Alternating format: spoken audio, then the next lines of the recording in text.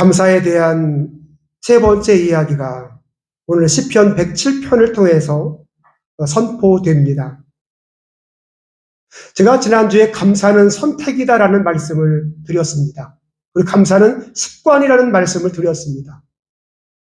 왜 감사를 우리가 선택을 해야 하는지, 왜 불평을 우리의 삶에서 멀리 떨어뜨려야 되는지, 이것은 누구에게나 감사와 불평은 누구나 다 합해 다 같이 있거든요. 어떤 사람의 길에는 늘 감사만 있는 게 아니고 어떤 사람 앞에는 다 불평만 있는 게 아니에요. 그냥 어떻게 보면 50대 50도 아니고 제가 보기에는 80대 20으로 불평이 80이고 감사가 20밖에 안 되는 우리의 삶이라고 저는 늘 생각을 합니다. 그런데 믿음이 있는 사람들은 이 80을 가지고 다시 20을 가지고 80을 뒤엎을 수 있는, 즉 감사의 20을 가지고 불평의 80을 뒤엎을 수 있는 능력을 갖는 것이 저는 믿음이라고 생각하고 감사라고 생각하는 사람이에요. 감사가 많아서 감사를 하는 게 아니고 감사를 더 풍성하게 하기 위해서 우리가 감사를 선택하고 불평과 원망을 버리는 것입니다. 전에 읽었던 내용이지만 이 도널드 레이건이라고 하는, 그가 어릴 적에 구두방에 가서 그의 아버지를 따라서 구두를 맞추러 가게 되었습니다. 우리나라에 기성품들이 많지만 그쪽에는 거의 자기 발에 맞추지 않습니까? 구두방 점원에게 가서 구두를 맞추러 왔다고 그랬더니 그 점원이 하는 말이 어떤 형태의 구두를 맞춰드릴까요? 묻더라는 것입니다.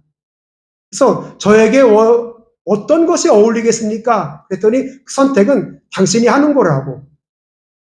하나의 구두는 앞이 코가 네모난 형식이고 또 하나는 둥근 형식인데 둘 중에 하나를 선택을 하면 그 다음은 내가 알아서 해주겠다고. 이 도널드 레이건은 가서 그러게 어떤 구두가 좋을까를 고민을 하다가 잘 모르겠다고 집에 들어가서 한번 고민하고 다시 오겠다고. 그리고 일주 후에 약속한 시간에 가게 되었습니다. 갔더니 그 점원이 선택을 했느냐고. 아직 못했다고. 왜 못했느냐고. 네모난 것도 멋있고 둥그런 것도 멋있는 것 같은데 둘 중에 나에게 어울리는 것을 내가 찾지를 못해서 지금도 고민 중이라고. 그랬더니 이 점원이 하는 말이, 그러면 내가 선택을 해줄 테니 레이건 씨, 당신은 다음 주에 오십시오. 결국 날이 되어서 한 주가 지나고 나서 다시 그곳을 찾게 되었습니다. 그리고 그 점원이 구두를 하나 딱 내미는데 깜짝 놀랐습니다. 한쪽은 앞코가 네모났고 한쪽은 둥그런 거였습니다. 그 레이건이, 아니 보세요, 이렇게 신발을 이렇게 만들어 놓으면 어떻게 신을 수 있단 말입니까? 이 보세요, 당신이 선택을 하지를 못해서 내가 그렇게 선택을 하게 된 것입니다. 이러지도 못하고 저러지도 못하는 당신의 선택, 사람이 그렇게 살면 안 되는 겁니다. 매일매일 선택을 잘 해야지, 당신이 선택을 하지 않으면 다른 사람이 선택을 하게 될 것입니다. 이 귀한 교훈의 말씀을 전해주고 난 다음 이 구두를 넘겨주고 돈을 받지 않으시더래요. 도널드 레이건은 그 신발을 가지고 집에 돌아와서 거기다가 장식장에다 놓고서, 야, 그분이 했던 말씀, 내가 선택하지 않으면 남이 선택한다는 이 이야기, 결국 후에 그가 미국의 40대 대통령이 되는데 그 구두방의 주인이 했던 그 말을 생각을 하면서 때로는 잘못된 선택이었지만 선택을 미루지 않았다는 이야기를 제가 그래서 읽은 적이 있습니다. 우리가 감사를 선택을 하건 원망을 선택을 하건 우리는 하루에 한 번씩 끊임없이 이 선택을 하면서 살아야 합니다.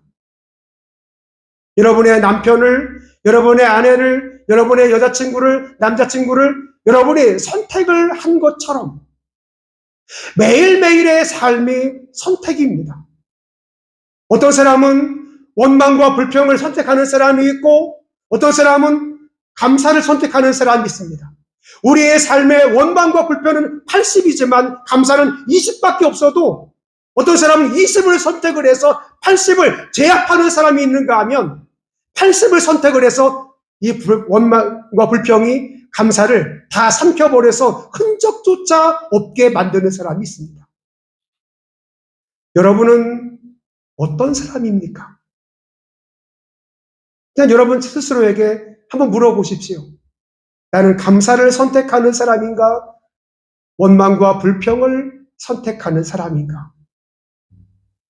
내 아내와 내 남편을 보면서 내 자식을 보면서 내 부모를 보면서 늘 비교하는 사람이 있습니다. 왜 우리의 부모는 이러할까? 왜 내 남편은, 왜 내 아내는 이러할까? 왜 내 자식들은 이러할까에 대해서 끊임없이 불평을 하면서 살아가는 사람이 있습니다. 이 시편 기자는 오늘 하나님 앞에 감사한 내용을 우리에게 이렇게 소개를 하고 있습니다. 시편 107편 4절에서 9절까지의 내용을 보게 되면 이스라엘 백성들이 광야에 거주할 때 참 힘들고 어려운 삶을 살아가지 않습니까? 자기가 어디에 거주해야 될지, 어느 곳에 자기의 성읍을 두어야 될지 전혀 알지 못하는 그런 상황 가운데, 그리고 5절을 보게 되면 줄이고 목이 말라 그 영혼들이 참 피곤한 바로 그때에 그들은 무엇을 하게 되었는가? 6절을 보시게 되면 여호와께 부르짖음에라고 말씀을 하고 있습니다. 그들이 다 불평 가운데 있습니다. 우리를 애굽에서 탈출을 하여 시내산에 머물게 하시고 광야에 40년을 보내게 하셨을 때 이 사람들이 얼마나 힘들고 얼마나 어려웠을까요? 애굽에서 충분히 먹을 수 있는 음식이 있었고 충분히 마실 수 있는 물이 있었고 여유롭게 살 수 있는 충분한 시간이 거기에 있었는데 광야로 오기 시작을 하면서 그들은 사막의 삶을 살아야 했습니다. 광야의 삶을 살아야 했습니다. 어디에 머물러야 될지, 어디에 진을 쳐야 될지 도무지 알 수 없는 그런 상황에 처하게 되어 있습니다. 물을 먹고 싶어도 어디에서 물을 구해야 될지 도저히 알 수가 없었습니다. 그의 몸은 점점점 피곤해지기 시작을 했습니다. 혹시 우리가 광야에서 이렇게 살다가 죽는 거 아니야? 이러면서 그의 마음에는 점점점 근심과 불안이 찾아오기 시작을 했습니다. 이 사람들은 이렇게 불평과 불만과 고통과 아픔과 불안이 찾아왔을 때 어떻게 하였을까요? 6절에 그들이 근심 중에 여호와께 뭐하매? 부르짖음에. 여러분, 우리의 삶에 근심이 있을 때에 원망의 삶이 찾아왔을 때, 불평의 삶이 찾아왔을 때, 우리의 몸이 피곤할 때, 우리의 삶이 늘 목말라서 기갈 중에 있을 때 우리가 해야 될 것은 바로 여호와께 부르짖는 것입니다. 그러면 여호와께 부르짖게 되면 어떻게 되는가?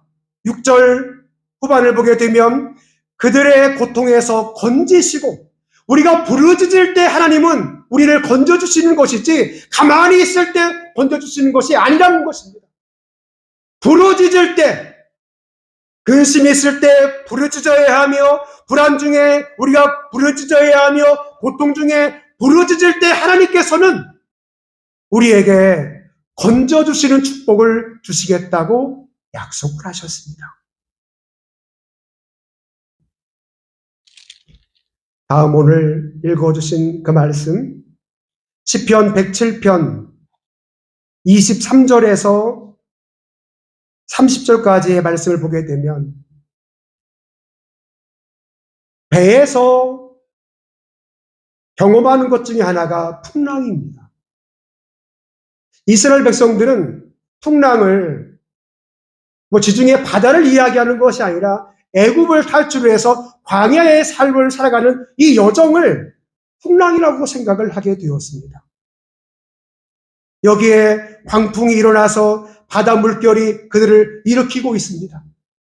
참 힘들고 어려운 시간들을 광야에서 40년을 보내면서 목말라 하고, 때로는 배고프고, 때로는 춥고, 낮에도 너무 덥고, 이러한 풍랑을 매일같이 만나게 되었습니다. 때로는 하늘로 솟구쳤다가 떨어지는 듯한 이런 위험들을 만나게 됩니다. 에돔 사람들이, 모압에 있는 사람들이 그들을 가만히 두지 않습니다. 이렇게 힘들고 어려운 삶을 살아가면서 27절에 그들이 이리저리 구르며 취한 자같이 비틀거리니, 너무 힘들고 너무 어려우니까 마치 바다에서 큰 풍랑을 만난 배에 있는 사람들처럼 이리 구르고 저리 구르고 비틀거리고 혼돈 속에 빠지게 되었습니다. 우리의 삶이 그렇지 않습니까? 나이가 들면 좀 광풍이 사라질 법도 한데 여전히 내 삶에 광풍이 있고 물결이 있다는 것을 우리는 경험을 합니다. 취한 자같이 이리 비틀거리고 저리 비틀거리고, 나이가 들어도 여전히 고민을 하고 방황을 하는 모습이 저와 여러분의 모습이 혹 아니었습니까? 우리가 그런 혼돈 속에 빠져갈 때 우리가 해야 될 것, 28절에 이에 그들이 그들의 고통 때문에 여호와께 뭐하매? 부르짖으매요. 우리의 삶의 풍랑을 만난 것처럼 이리 쓰러지고 저리 쓰러지고 혼돈 속에 빠져 있을 때 우리가 해야 될 것은 하나님 앞에 기도하는 것이라고 분명하게 말씀을 하고 있습니다. 그러면 여호와께 부르짖음에 그가 그들의 고통에서 그들을 인도하여 내시고, 아까와 똑같은 결과가 나오는 겁니다. 혼돈 속에 있을 때, 물결 속에 있을 때, 하늘로 솟구쳤다가 떨어질 때에 광풍이 일어나게 되었을 때 우리는 하나님께 부르짖게 되면 바로 그때 고통 가운데 하나님은 우리를 인도해 주시겠다고 말씀을 하고 있습니다. 29절 같이 읽을까요? 시편 107편 29절 말씀 같이 읽겠습니다. 시작.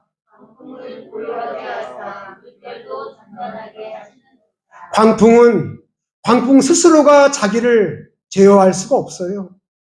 풍랑은 풍랑 스스로가 풍랑을 제어할 수 없어요. 우리는 우리 앞에 있는 이 풍랑을, 우리 앞에 있는 이 고통과 아픔과 절망을 우리 스스로 제어할 수 없어요. 어떻게 해야 되는가? 하나님 앞에 내어 맡기라는 거지.